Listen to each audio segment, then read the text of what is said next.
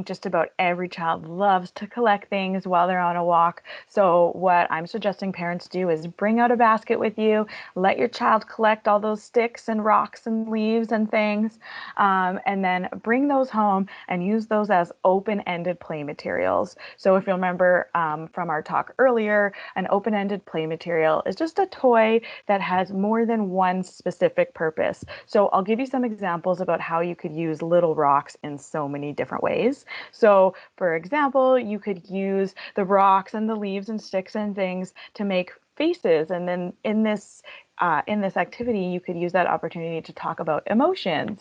I know right now our social emotional development opportunities are limited for our little ones. So anytime that you can have conversations about emotions right now will be really beneficial for your child.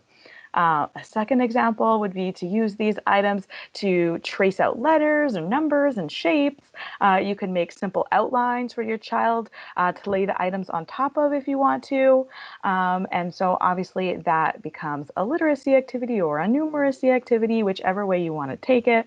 And a third example would be to use these items for some simple sorting and counting play. So keep your old egg cartons or use muffin tins.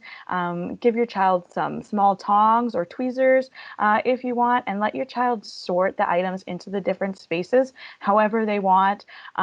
You could do it, sort them by size, by color. Obviously, you could take this in so many different ways. It can be a pre-math activity. If you use counting, you can put a number, say in each muffin tin hole, you could put a certain amount of items. You could take this in a ton of different ways. So this is a perfect example of how one item, which is not even maybe a traditional toy, but one collection of items could be played with in so many different ways.